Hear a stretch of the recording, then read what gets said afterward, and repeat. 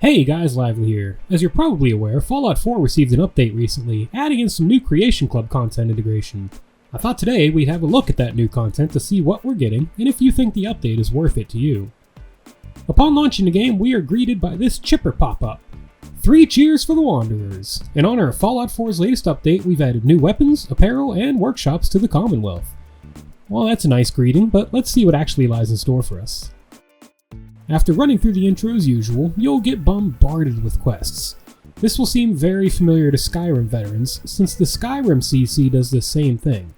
All of the new creation quests are activated on Vault Exit, which is honestly a bit of a pet peeve of mine. I'm not sure if this is done due to sheer laziness or the lack of active employees integrating this content or what, but I really don't like it. For example, I have a quest here to, quote, find and kill Pyro. My question is, who the f*** is Pyro? Why do I want to kill him? What did he ever do to me?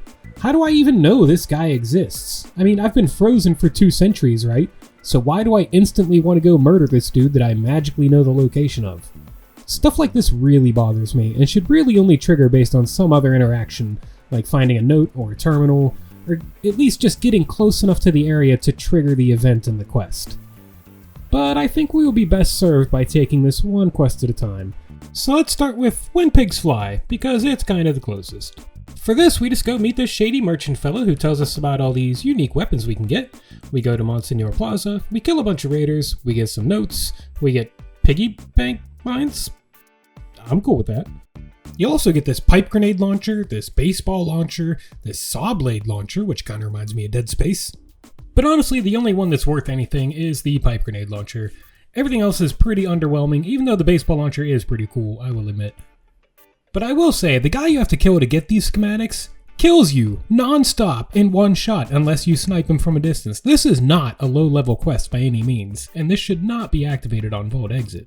And then I went ahead and accidentally killed the original quest giver, so I got myself a new unique weapon in the process. Don't really know how that was supposed to work out, but bully for me. And since that's one down, let's move on to the next one. The XO2 power armor is pretty close, relatively speaking, so let's go grab that. This quest is a little bit more interesting. You get some unique lore about a character that used to inhabit this power armor and have to track it down, so at least for this one we have a reason to go do it and know that it exists, so that's cool. Anyway, this quest will include a good bit of running around, including visiting the BAD FTL offices, as well as discovering a few relay towers, where you have to insert a couple of holotapes to upload a music transmission, and that will eventually lead you to this hidden bunker with the XO2 inside. Here you'll be given a choice to respect or go against the previous Black Devil's wishes, but either way, the armor is yours for the taking. And we also get our first glimpse of the Enclave, who is now added to Fallout 4 through the various Creation Club mods. So, short and sweet, with a brand new power armor that's a little overpowered for the early game, so again, don't really recommend this to be start game enabled. This one isn't quite finished yet though.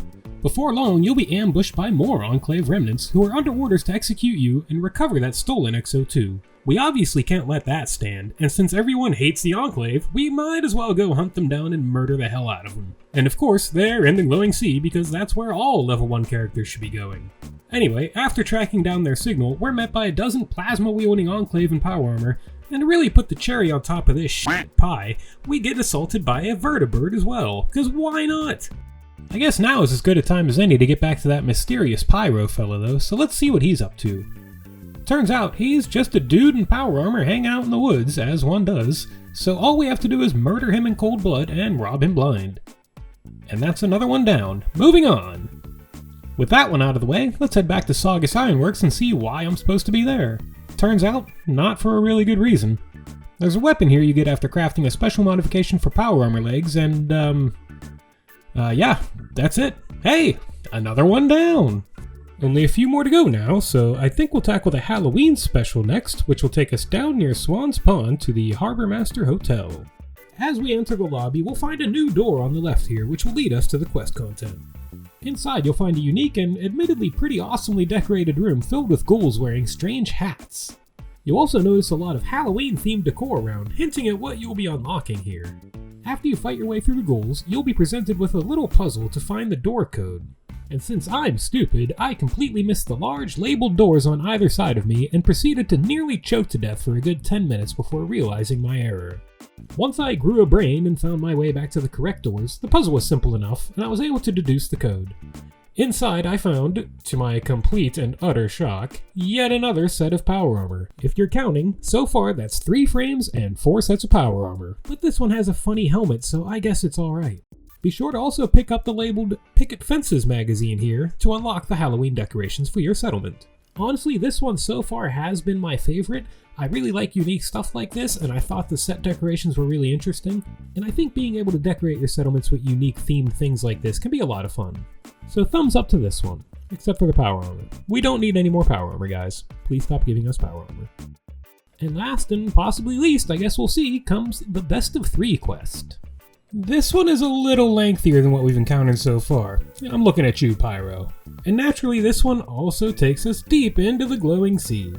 At level 1. If we choose to do this quest first thing, which we are apparently encouraged to do. Man, I hope this one gives me more power armor. I'm really running out of frames here. So down we go to the craters of hell and radiation to find this dead gunner fellow with a Pip-Boy strapped to his wrist. We can extract some mildly corrupt data from it to start following the trail, while reading a story along the way about a crazed gunner that turned on his squad, who is also apparently in possession of something rather large and shiny. Being the hoarding, vault-dweller pack rat that I am, I love large and shiny things, so off I go. It doesn't take long to catch up with the guy, and man, that is one large shiny thing he's got there. It also hurts. A lot. But lo and behold, we've found ourselves a Tesla cannon.